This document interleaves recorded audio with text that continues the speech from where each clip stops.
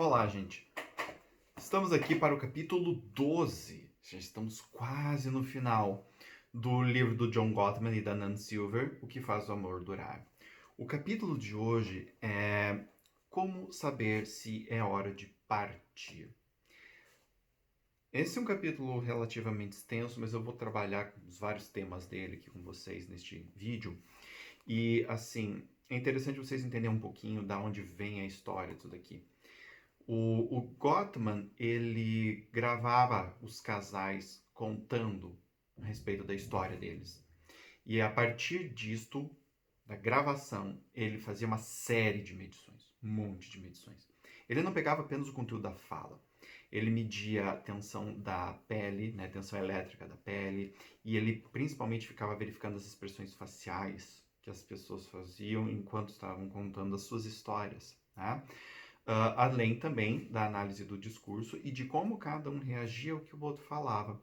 Com base nisso tudo, é que ele começa a entender o que é um casal que está indo bem, o que não é um casal que não está indo bem, quais são os problemas, se esse casal vai ou não se separar. Ele tem até uma métrica a respeito disso que é bem interessante. E o que nós vamos trazer aqui são 5 dimensões que ele traz aqui neste capítulo, falam a respeito desses 5 pontos que são fundamentais para checar se um casal está mais para ficar ou mais para ir. É óbvio, quando um casal está com problemas, isso tende a ficar comprometido. Então, dificilmente você vai ver um casal com essas 5 dimensões boas com um problema. A não ser que seja uma questão bem pontual. Mas esses temas, eles são importantes como um prognóstico, tá? E também como um diagnóstico. Então, onde é que está os pontos centrais? Onde é que estão os pontos centrais que estão nos quais a gente está mal, nos quais a gente não está indo bem? Né? Eu não consigo mais ter apreciação por você ou você por mim. Como é que está funcionando isso? E qual é a nossa disponibilidade e capacidade de mudança desses pontos? A partir do momento que a gente tem uma disponibilidade baixa para fazer uma mudança, isso daqui é um mau prognóstico.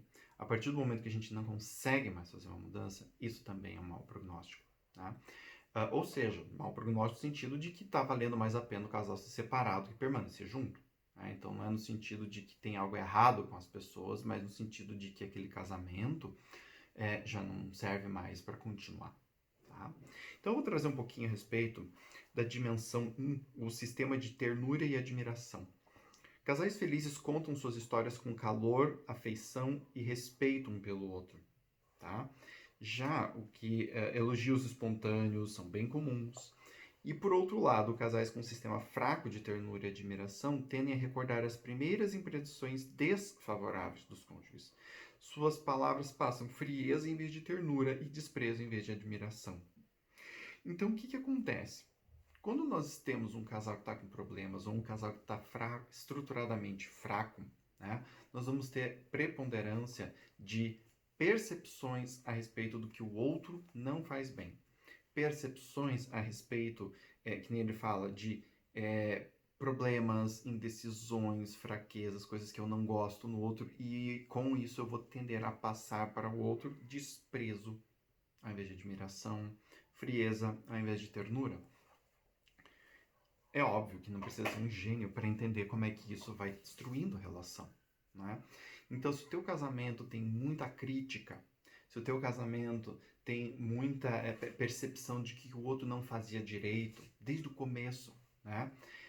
Isso é um indicativo de que a relação de vocês precisa dar uma mexida. Vocês precisam trabalhar um pouco sobre isso. O que o outro tem de bom? Afinal de contas, você está com essa pessoa por quê? Quais são as virtudes desta pessoa de verdade, né? Se isso é difícil para vocês de ser conversado, vocês podem procurar ajuda. Mas é fundamental que esta percepção positiva do outro comece a acontecer. E aqui a gente não é assim, ficar tapando só com a peneira, ficar falando que o outro é bonitinho só porque sim, tá? Só porque você viu num vídeo que tem que falar com o outro bonitinho. Não. É realmente olhar para a pessoa e ver se você de fato percebe algo nela. Talvez você não consiga. E isso pode ser um prognóstico de que talvez a relação tenha chegado ao fim. Quando nós não conseguimos mais realmente olhar para o outro e ver nada de bom dessa pessoa, talvez seja porque deu. Não há mais o que ver de bom. Tá?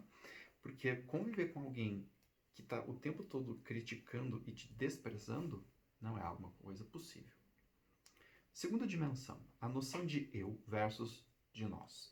Em todos os vídeos a respeito desse livro eu toquei nesse ponto, e aqui estamos nele de novo. Casais felizes tendem a relatar histórias em que funcionaram bem como uma unidade. A sensação de que estão no mesmo barco é palpável. Geralmente suas palavras demonstram crenças, valores e objetivos similares. Tá? Então, quando um casal está bem? Um casal está bem quando um casal é um casal. Isso pode parecer meio redundante, mas não é. Quando um casal está bem, existe nós. As pessoas olham para o casal e eles veem nós. Eles não veem duas pessoas fazendo coisas juntas e se separando. Veem nós. Essas pessoas estão separadas, mas o parceiro ainda é visto aqui e aqui. Né? Então vocês sentem que essas pessoas são um casal de fato. Né? Todos os relacionamentos têm conflitos que são difíceis de negociar. A indicação de morte do romantismo nesse diálogo, ele estava falando a respeito do diálogo, né? É que eles não são capazes de resolver um problema. É por isso que estão presos nele. Estão focados no eu e não no nós. Estão estagnados num motel barato. Cada um tentando vencer. Então, quando nós temos um casal que está ou fraco ou morrendo, nós temos muito essa percepção de um de um lado, outro de outro. E aí a gente tende a puxar a brasa para a sardinha de um, puxar a brasa para a sardinha de outro. Pegar e ficar comparando as cagadas que um faz com as cagadas que o outro faz. Né? Então, essa percepção de que não tem mais um casal ali, de que tem duas pessoas vivendo embaixo do mesmo teto, mas que elas não são algo juntas, é a percepção clara de que a relação, infelizmente, está morrendo ou está passando por um momento muito difícil. A partir do momento em que o meu bem-estar é mais importante do que o nosso bem-estar, a relação morre. Né? É óbvio que existem momentos, como a gente já viu aqui nas leituras dos outros capítulos, por exemplo, depois de uma traição, em que às vezes o eu da pessoa traída precisa, né, ser mais precisa de mais atenção do que o nós, até para que essa pessoa possa depois voltar ao nós. Tá? Então existem algumas variações, mas grosso modo, quando está cada um competindo para tirar o melhor para si e deixar o outro de lado, deixar o nós de lado, melhor dizendo, aqui a gente tem um sinal claro de que a relação está indo para o buraco. Dimensão 3. Um mapa do amor do mundo interno do cônjuge. Quando a minha equipe analisa as memórias de um casal, procuramos ver se eles têm memórias vívidas e distintas um do outro. Eles falam sobre como o cônjuge era naquela época.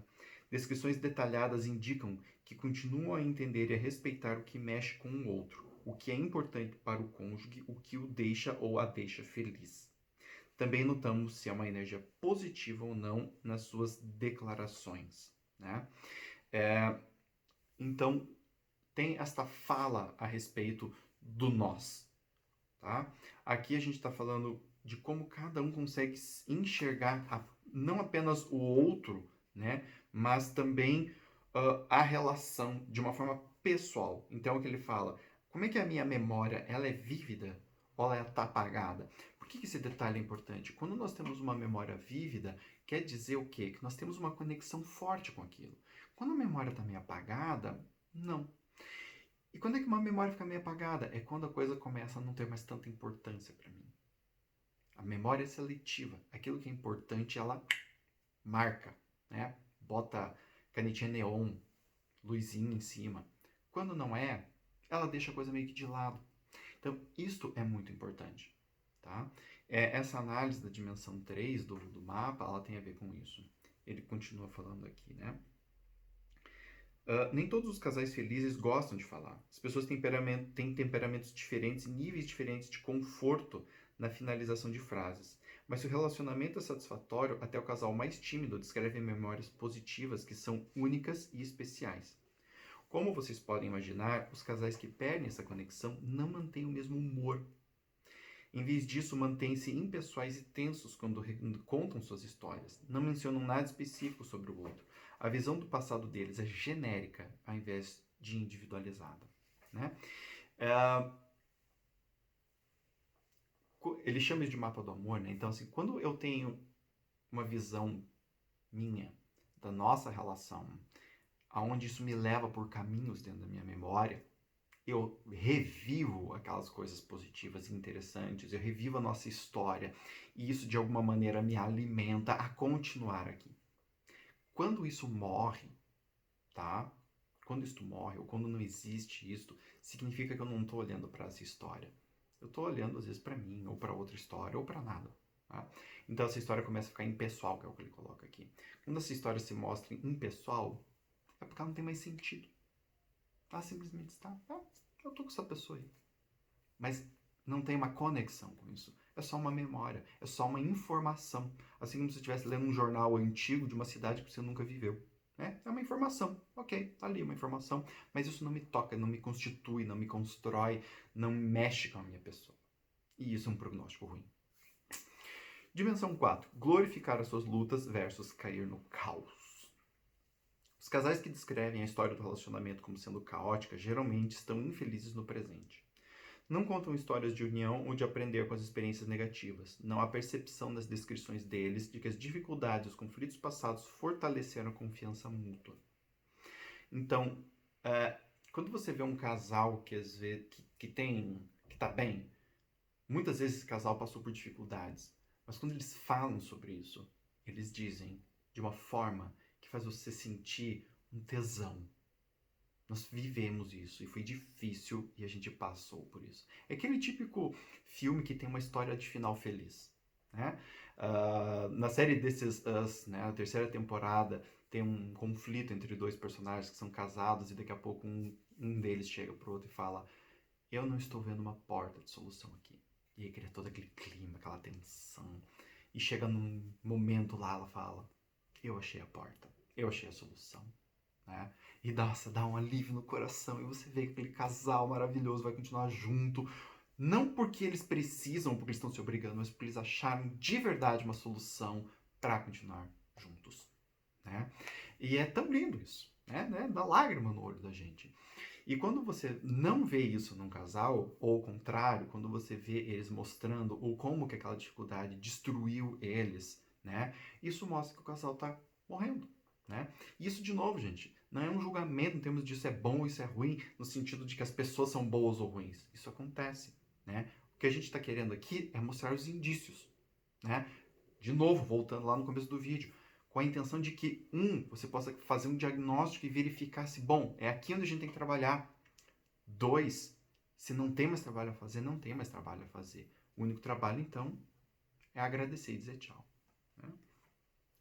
Em contraste a isto, casais felizes expressam orgulho por terem sobrevivido a tempos difíceis, glorificam o esforço, enfatizando que o comprometimento foi fortalecido, acreditam que direcionaram seu próprio caminho juntos com base em seus objetivos, aspirações e valores em comum, construíram um sistema de significado e propósito compartilhado. Demonstrar essa energia positiva quando se recordam de dificuldades passadas independente da profundidade das dificuldades que tiveram. Né? O segredo é como interpretam os eventos negativos e positivos. Isso é tão lindo. Não, né? Adoro quando vejo isso. Dimensão 5. Decepção versus satisfação.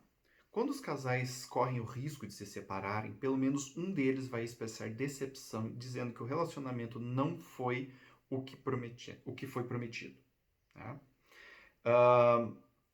Com frequência, quando revisam as escolhas que fizeram no passado, expressam cinismo sobre o comprometimento a longo prazo. Tá? Aqui ele dá um exemplo. Que conselho você daria a jovens que estão pensando em se casar? Esperem. Simplesmente não façam isso. Então, sai fora. Né? Esse cinismo, essa decepção, esse sentimento duro, né? Ele faz parte dessa decepção, assim, tipo, não, chega. E isso é um indicativo muito propício de que o casal vai se separar. Tá? Aqui ele fala, um relacionamento é resgatável se nem todas as 5 dimensões são negativas. A perda completa da história positiva não acontece rapidamente. Em geral, há tempo para recuperar o relacionamento. Então aqui ele já está dando uma dica. Né? A respeito do seguinte. Nós falamos sobre 5 dimensões. Todas as 5 estão boas, estão ruins. Algumas estão boas, algumas estão ruins. Opa, aqui nós temos esperança. Todas elas estão ruins. aqui o negócio tá difícil. Possível? É, mas vai exigir um esforço enorme. E o prognóstico não é tão bom assim. Se existe esse desejo, esse talvez seja o único pontinho positivo, né? Tipo um polegarzinho assim para cima, né? Não é nem assim, é assim.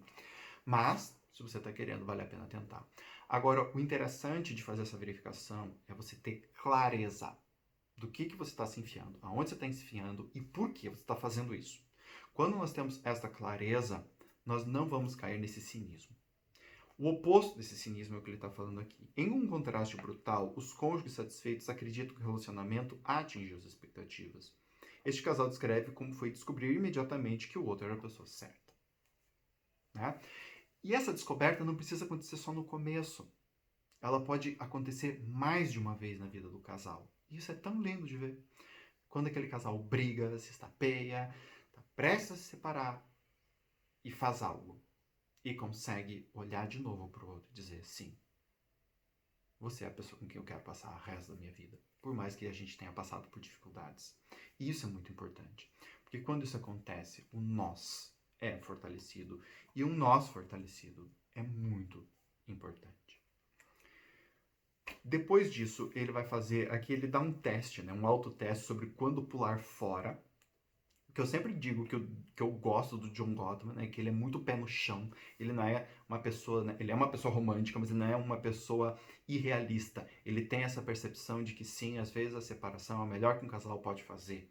E se isso é o melhor que o casal pode fazer, então vamos dar ferramentas para a pessoa avaliar isto e pular fora com consciência e sabendo o que está fazendo.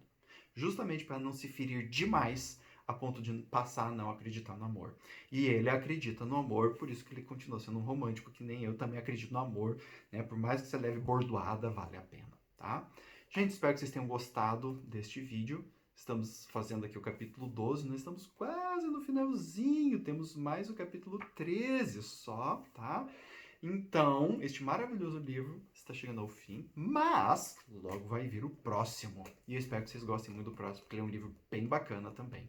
Um beijo para vocês, obrigado pela audiência e até o próximo.